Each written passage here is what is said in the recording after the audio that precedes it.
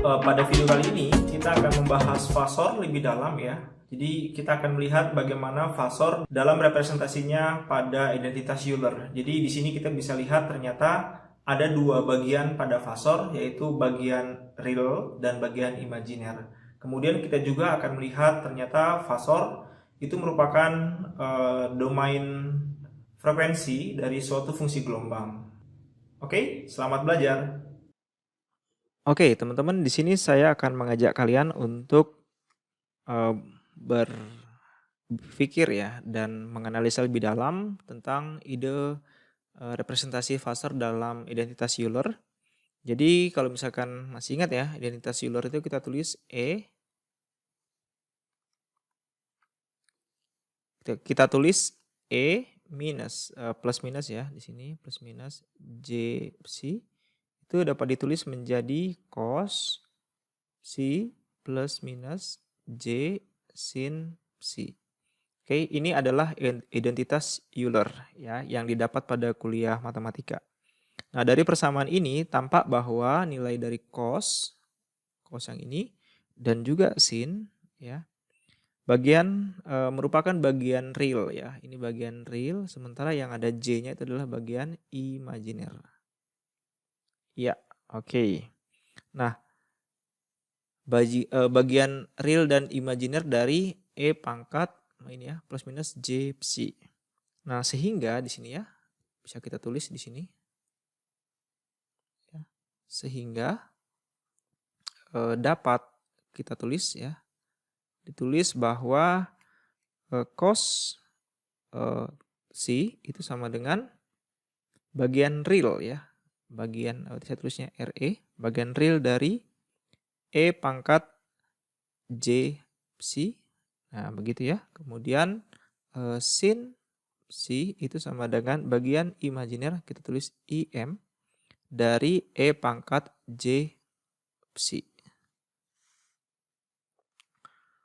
Oke, sudah cukup jelas ya, teman-teman. Nah, sekarang misal ya di sini ya. Misal terdapat suatu sinusoid ya. Terdapat suatu sinusoid V T sama dengan Vm cos buka kurung omega T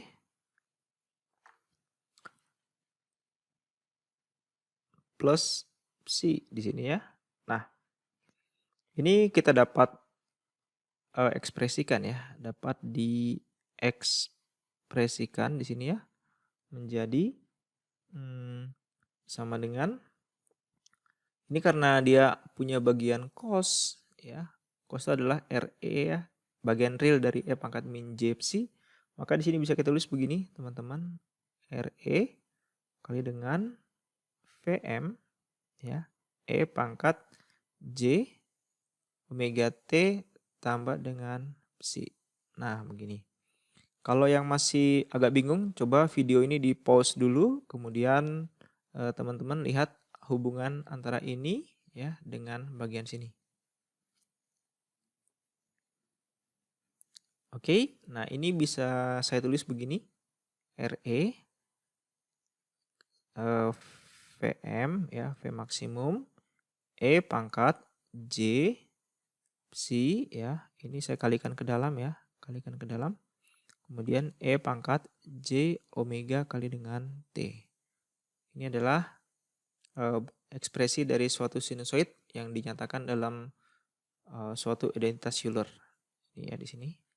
Oke. Nah, ini sebenarnya gunanya apa? Sabar dulu, pelan-pelan ya. Nah, dari sini bisa kita lihat ya, dapat ditulis ya, persamaan di atas ya, dapat ditulis. Oke, menjadi, sini bisa kita lihat VT, coba lihat dulu ya, VT ini sama dengan R, E atau real ya, dari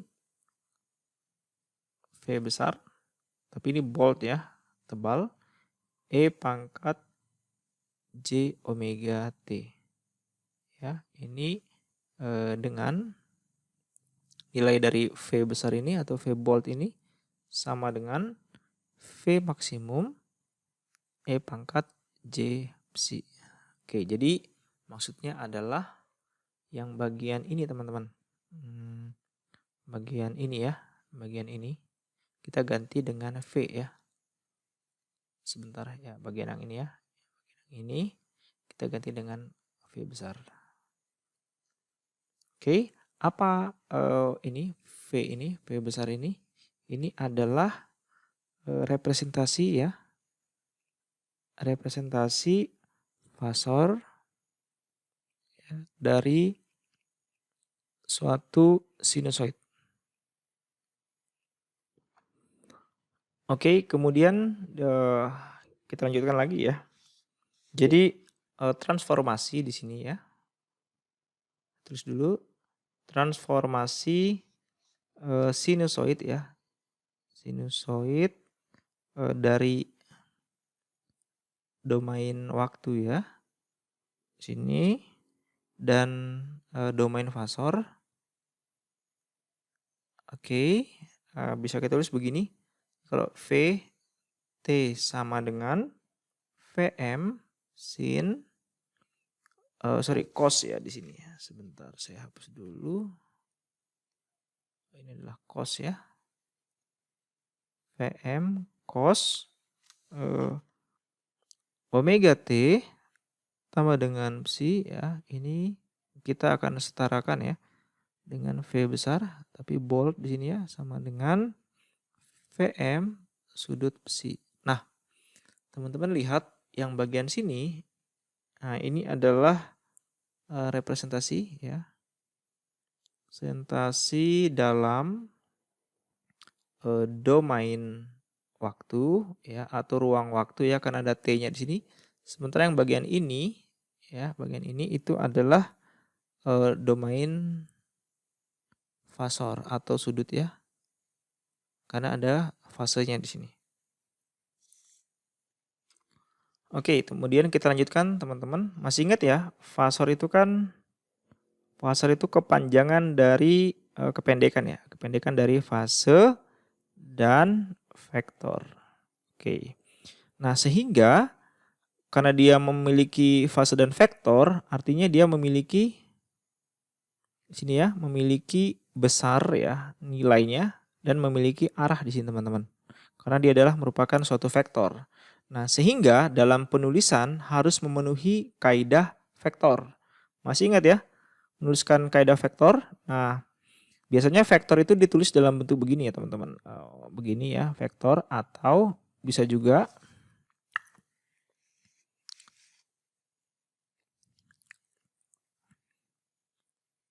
dalam bentuk cetak tebal ya. Jadi A-nya bold begini ya. Nah, dalam kuliah ini kita akan menggunakan bentuknya yang dicetak tebal gini ya, bold seperti ini. Nah, misalkan ini ya, misalkan kita tulis begini. Oke, misalkan kita tulis V ya, V bold begini sama dengan Vm, V maksimum sudut psi. Kemudian misalkan saya tulis begini I ya.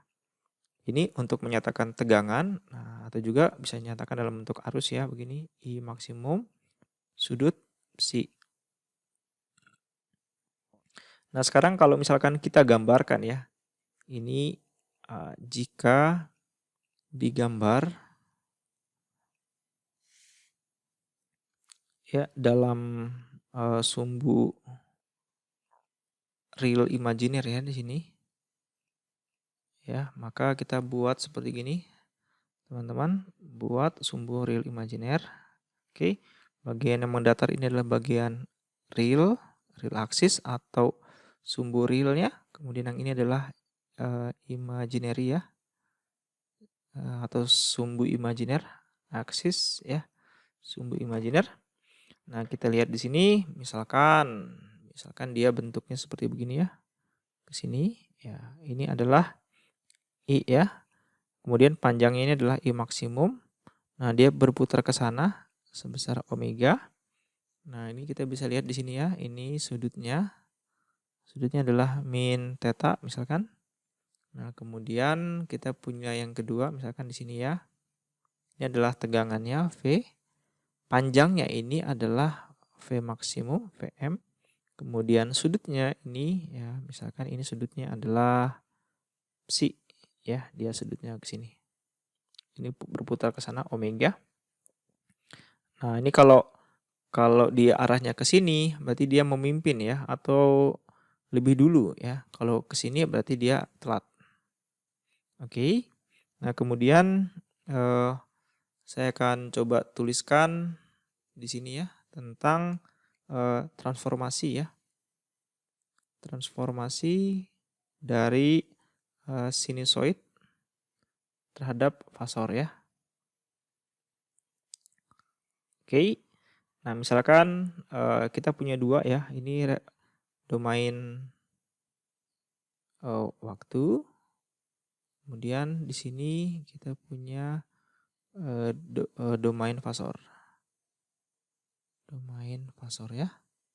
Misalkan kita punya Vm cos omega T tambah psi. Nah ini kalau dinyatakan dalam bentuk fasor itu kita tulis begini teman-teman. Vm sudut psi. Nah, oke ya. Kemudian misalkan kita punya Vm sin omega T tambah psi. Maka kalau dalam domain fasor itu kita tulis Vm sudutnya. Nah ini psi-nya kita minus 90 derajat. Oke, begitu. Kemudian kalau kita punya I maksimum, IM, ya, IM cos omega T tambah theta, misalkan di sini ya, theta. Maka di sini bisa teman-teman tebak apa dalam bentuk domain fasornya? Ya, betul, yaitu IM sudutnya theta. Oke. Kemudian yang terakhir kalau kita punya IM sin ya omega T tambah theta. Nah, berarti di sini silakan teman-teman. Ya, betul. IM sudut theta minus 90 derajat. Oke, begitu ya. Oke, sekarang kita coba lihat teman-teman sedikit ya di sini. Pada saat ini ya, VT sama dengan ini ya, Vm cos omega T tambah psi. Nah ini kalau dijadiin di domain fasor adalah Vm sudutnya adalah psi. Nah ini kita bisa lihat bahwa frekuensi ya atau ini ya waktu ini domain waktu T-nya ini tidak ditampilkan dan frekuensi tidak secara ekspresi ditunjukkan di sini ya karena kita cuma melihat sudutnya aja. Nah ini pada domain fasor kenapa seperti itu? Karena omeganya itu dalam suatu nilai yang konstan. Nah tapi pada kenyataannya respon dari suatu sinyal itu sangat bergantung terhadap omega. Ya di sini kan omeganya kelihatan, ini omega nggak kelihatan. Ya. Makanya untuk alasan ini domain fasor kita biasanya sebut sebagai domain frekuensi ya di sini ya. Frekuensi ya. Jadi kata lain dari domain fasor adalah domain frekuensi. Oke, sekarang coba kita lakukan suatu turunan ya. Kita menurunkan. Jadi misal ya begini ya, kita turunkan ya atau diferensiasi dari dV dt ya itu sama dengan nah V-nya tadi kan adalah mana tadi di atas ya ini ya yang ini kita tulis ya atau yang ini ya boleh yang ini kita tulis. Jadi kalau misalkan kita turunkan dV dt berarti kita dapatkan d dt dari bilangan real untuk ini V-nya huruf besar, ini artinya dia fasor E pangkat J omega T. Nah, begitu ya.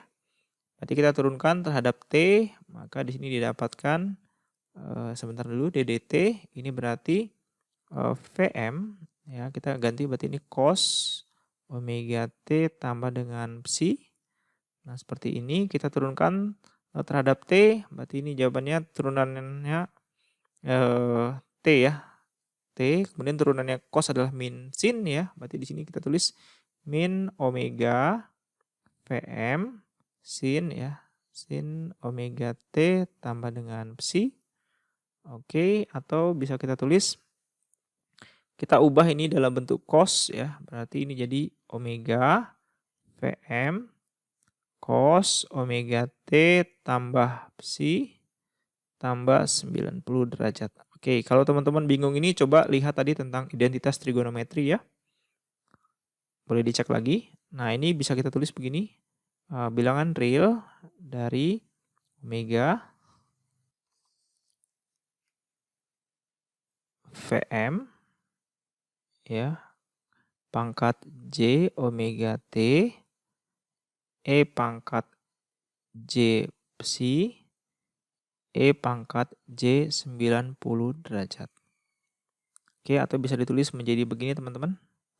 RE bagian real dari J omega V ya, V bold kalikan dengan E pangkat J omega T tutup kurung.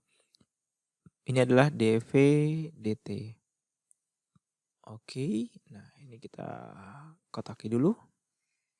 Nah, dari persamaan ini tampak bahwa turunan dari V terhadap T menghasilkan transformasi dari domain fasor ke domain, ya terus dulu ya, transformasi dari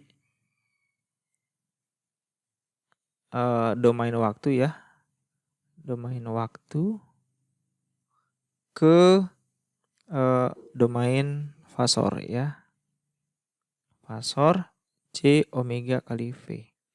Nah, di sini kita bisa lihat teman-teman ya bahwa dV dt ya ini dalam waktu time domain ya atau domain waktu ini ternyata kalau kita turunkan ya ini menjadi begini dV ya. Ini adalah domain fasor. Nah, jadi apa kesimpulan yang bisa kita ambil dari sini? Jadi kalau kita mendiferensiasikan atau menurunkan suatu fungsi sinusoid itu akan ekivalen dengan mengalihkan ya. Saya ulangin, ini kita punya suatu sinusoid namanya V. Kalau sinusoid V ini kita turunkan terhadap waktu atau kita diferensiasi, itu sama saja dengan kita mengalihkan fasor tersebut dengan J omega. Ya, di sini ya, J omega. Nah, sebaliknya ya dengan cara yang sama, teman-teman. Ya, saya tulis dulu. Dengan cara yang sama ya, jika jika VT diintegrasikan ya. Oke, nah ini dapatnya apa teman-teman? Ups. Oke ya, di sini dengan cara yang sama ya. Dengan sebentar ya, ini saya naikkan ke atas dulu. Nah, dengan cara yang sama. Jadi kalau kita V fungsi T diintegrasi ya. Integrasi jadi maksud saya begini, integral dari V dt ya. Ini sama aja dengan si fasor itu kita bagi dengan J omega gitu ya. Ini adalah domain waktu. Oke, sementara yang ini adalah domain fasor. Ya, saya ulangi ya. Kalau kita melakukan integrasi dari suatu ini ya, V ini dalam domain waktu, kalau kita integrasikan terhadap T, maka itu sama saja dengan fasor tersebut. Fasor dalam domain, domain fasor ini kita bagi dengan 1 per V per J omega. Ya, saya ulangi. Jika kita mengintegrasikan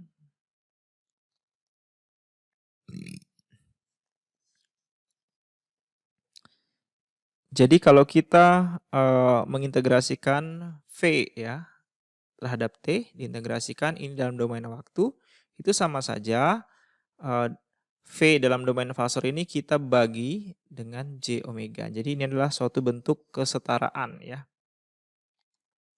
Oke, nah ini saya berikan catatan penting di sini ya teman-teman. Ups, jangan pakai warna ini. Catatan ya, catatan penting bahwa satu yang pertama V T itu instantaneous atau sesaat ya. Jadi ini saya sebut sebagai representasi domain waktu ya, sesaat. Oke. Kemudian kalau V yang huruf besar begini, V bold. Nah, ini menyatakan frekuensi ya. Frekuensi atau fasor.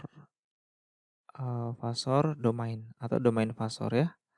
Nah, kemudian yang kedua, VT ini adalah bergantung waktu ya, karena ada T-nya ya teman-teman. Nah, sementara kalau V ya, V yang bold begini itu tidak bergantung waktu ya. Ini tidak bergantung waktu. Oke ya, cukup jelas. Kemudian yang ketiga, VT itu selalu bilangan real tanpa ada bilangan kompleks. Ya, misalkan VT sama dengan A sin omega T ya, itu tidak ada bilangan kompleks. Saya tulis dulu. Di sini selalu bilangan real tanpa bilangan kompleks. Gitu ya teman-teman ya. Nah, sementara kalau V ya, V vektor yang besar begini, ini umumnya ya, umumnya dalam bilangan kompleks. Oke, itu dia catatan pentingnya. Saya tambahkan satu lagi ya. Perlu diingat ya bahwa dalam analisa fasor itu hanya dapat dilakukan jika frekuensi konstan. Oke, apakah sudah bisa diingat? Saya ulangi ya. Analisa fasor ya hanya dapat dilakukan ya jika frekuensinya konstan, teman-teman. Oke ya. Ini berarti bahwa manipulasi dua atau lebih dari suatu sinyal sinusoid hanya bisa dilakukan kalau frekuensinya sama, ya. Jadi nanti teman-teman kalau ingin melakukan manipulasi ya, atau mengoperasikan ya suatu sinyal sinusoid yang lebih dari dua ya, itu hanya bisa dilakukan kalau frekuensinya sama ya. Jadi omega 1 itu sama dengan omega 2. Kalau frekuensinya beda, maka analisis fasor tidak bisa dilakukan. Oke, teman-teman, sudah cukup paham ya tentang fasor, sudah banyak sekali yang kita bahas. Sekarang contoh misalkan ya. Contoh di sini, misalkan kita punya ada suatu fungsi sinusoid ya, I sama dengan 6 cos 50 T minus 40 derajat satuannya ampere. Nah, ini kita diminta dalam ubah ya, ubah dalam domain fasor. Nah, ini kan menarik ya, kita ubah dalam domain fasor. Nah, ini kalau dinyatakan dalam domain fasor ini sudah sangat mudah sekali. Ya, kita tulis huruf besar I, tapi yang bold sama dengan 6 ya. Ini cos ya, berarti ini sudutnya adalah minus 40 derajat, satuannya ampere. Oke, begitu ya teman-teman. Contoh yang kedua, misalkan yang B ya, kita punya V sama dengan minus 4 sin ya 30 T plus 50 derajat. Nah, ini kalau misalkan kita ubah ya, ini satuannya volt, kita ubah dalam bentuk fasor. Nah, ini Kita ubah aja dulu dalam bentuk cos ya. Berarti ini sama dengan 4 cos 30T plus 50 derajat. Sin kalau ke cos itu kita jumlahkan dengan 90 derajat ya. Tapi minusnya jadi hilang. Berarti ini menjadi 4 ya, cos 30T plus 90 tambah 50 berarti 140 derajat. Oke, 1 volt. Maka kalau ini kita tuliskan dalam bentuk fasor ya. Ubah ke fasor ya. Berarti ini menjadi V, tapi ini karena sudah fasor, fase vektor ya. Berarti ini begini V volt ya sama dengan 4, sudutnya adalah 140 derajat. Oke, terima kasih. Nah, gimana teman-teman? Sudah mulai paham ya tentang fasor dalam identitas Euler, dan juga kalian sudah mempelajari bahwa ada dua representasi, yaitu representasi dalam domain waktu dan dalam domain frekuensi, atau yang biasa kita sebut sebagai domain fasor. Sampai ketemu lagi di video yang lain. Bye!